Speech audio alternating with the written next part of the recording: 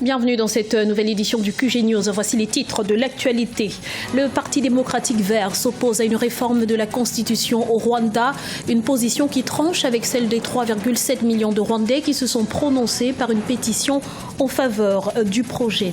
La CEMAC au chevet de la Centrafrique, les chefs d'État de la sous-région se sont engagés à apporter un appui financier de 4 milliards de francs CFA au processus de désarmement. Et puis le Bénin célèbre ce lundi le 56e anniversaire de son indépendance. À cette occasion, le président Patrice Talon s'est adressé à la nation.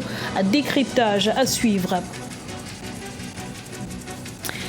Au Rwanda, le Parti démocratique vert campe sur ses positions et s'oppose à une réforme de la Constitution qui permettrait au président Paul Kagame de briguer un 3e mandat. Une requête a été déposée devant la Cour suprême. Elle sera étudiée le 9 septembre. On fait le point tout de suite avec Omo Kalsumba. Le Parti démocratique vert rwandais, membre de la plateforme de l'opposition, avait déposé le 3 juin 2016 une requête contre le 3e mandat du président Paul Kagame auprès de la Cour suprême. La formation politique demande à la justice d'interdire au Parlement de modifier l'article 101 de la Constitution qui limite à 2 le nombre de mandats présidentiels. Cependant, la Cour suprême a repoussé au 9 septembre l'examen de la requête du Parti écologiste. On avait demandé au gouvernement de ne pas changer la Constitution. Il n'y a pas eu, donc on n'a pas utilisé cette Constitution qu'on avait votée. On l'a votée en 2003, je pense. Jusqu'en 2015, on n'avait pas utilisé cette loi. Là où le président peut quitter l'office et l'autre vient. Sans toutefois utiliser cette Constitution, donc on a eu des idées encore de changer. Hormis son combat contre le 3e mandat du président Kagame, le DGPR souhaite le retour du roi Kegeli en exil depuis 1961. Selon les pro-démocratiques, c'est un moyen de lutter contre toute inégalité et discrimination sociale et cela favorisera la paix et la cohésion sociale au Rwanda. Dans notre parti, nous en avons le programme politique numéro 4 qui dit que nous allons favoriser le retour des réfugiés et nous allons terminer le problème des réfugiés définitivement. On a vu que le retour du roi aussi peut être un moyen de terminer le problème, pas seulement le retour des réfugiés qui sont à l'extérieur, même la réconciliation du Rwanda. En 2009, le Parti démocratique vert du Rwanda a été officiellement reconnu le 9 août 2013. Se définissant comme pro-démocratique et écologiste, le parti souhaite incarner une réelle force d'opposition au Front patriotique rwandais. En 2017, les Rwandais se rendront aux urnes pour élire un nouveau président de la République. 4 milliards de francs CFA, c'est le montant que va débourser la CEMAC, Communauté économique et monétaire de l'Afrique centrale, pour le financement de l'opération de désarmement en Centrafrique. La décision a été annoncée en marge des travaux du sommet extraordinaire des chefs d'État de la sous-région tenu le 30 juillet. Les détails dans ce reportage de notre correspondant en Guinée équatoriale, Serge Kofi.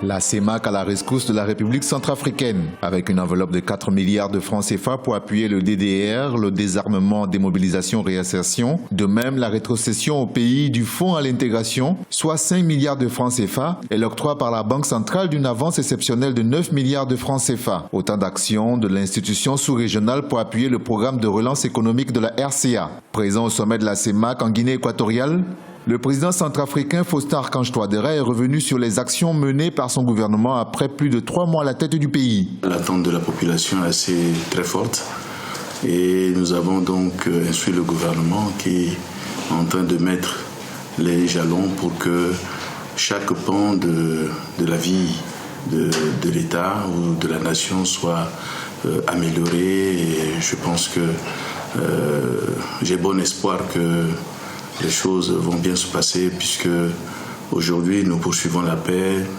poursuivons le désarmement, poursuivons la restructuration de nos forces de défense et de sécurité. En Centrafrique, la question de sécurité durable est encore un défi. La remise en place des bases du pays, Le retour des réfugiés, la relance économique et sociale du pays sont des priorités. Ce sont les objectifs qui, selon le chef de l'État centrafricain, doivent être atteints à travers un dialogue républicain et la recherche d'un consensus sur les questions qui divisent. Nous avons rencontré pratiquement les responsables de groupes armés pour échanger avec eux sur la vision que nous avons du programme de désarmement.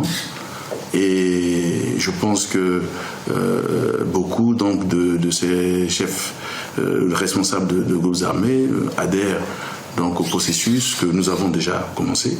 Nous avons travaillé avec tous les acteurs politiques de la vie nationale, donc je pense que de ce côté, les choses se passent pour le mieux, même s'il y a encore des défis à relever. Une table ronde des bailleurs de fonds se tiendra à Bruxelles en Belgique le 17 novembre 2016 afin d'accompagner politiquement et économiquement la RCA. Le gouvernement centrafricain y présentera un ensemble de portefeuilles au niveau des projets prioritaires de développement. Dans l'actualité également, un calme relatif règne à Kidal ce lundi. Après les violents affrontements entre ex-rebelles et membres d'un groupe armé pro-gouvernemental samedi, aucun combat n'a été signalé le 30 juillet dans cette région du nord du Mali. La MINUSMA, la mission des Nations Unies sur place, annonce avoir mis en place un dispositif d'interposition ainsi qu'un dispositif d'observation pour contrôler les accès à la ville. 1er août 1960, 1er août 2016, la République du Bénin célèbre ce lundi le 56e anniversaire de son indépendance et comme le veut la tradition, le président Patrice Talon s'est adressé à la nation ce dimanche, compte rendu dans ce reportage de notre correspondant Lefty Ounou. À l'occasion de la célébration du 56e anniversaire de l'indépendance du Bénin, ce 1er août, le président Patrice Talon s'est adressé au peuple béninois. C'est le lieu pour le chef de l'État de souligner les progrès accomplis sur les chantiers liés à l'unité nationale. Selon le premier magistrat, plus d'un demi-siècle après l'indépendance, beaucoup reste à faire, notamment sur les plans économiques et social. Il propose donc une reconquête des libertés et du développement. Il est temps d'entamer résolument la lutte contre la pauvreté et le sous-développement, car la liberté dans la pauvreté n'est qu'un leurre. La liberté n'est pas une fin en soi. Elle est un moyen de développement. Il nous appartient donc de décider et de prendre la mesure des choses, de faire des choix pertinents qui tiennent compte de nos potentialités, de nos talents et compétences, ainsi que des ressources disponibles pour aller résolument à la conquête du développement. Le président Patrice Talon a aussi présenté les nouveaux défis de l'État béninois. Il s'agit notamment de la conduite des réformes politiques, institutionnelles et administratives pour conforter la démocratie et permettre la bonne gouvernance. Le chef de l'État s'engage avec son gouvernement à faire des choix pertinents qui tiennent compte des potentialités du pays. Je pense qu'il nous faut impérativement réformer notre modèle politique tel qu'il est issu de l'historique Conférence nationale de février 1990 par le rétablissement d'un équilibre constructif entre les institutions constitutionnelles, le renforcement de l'indépendance de la justice, la lutte contre l'impunité, la réforme de notre système partisan et la stabilité du code électoral.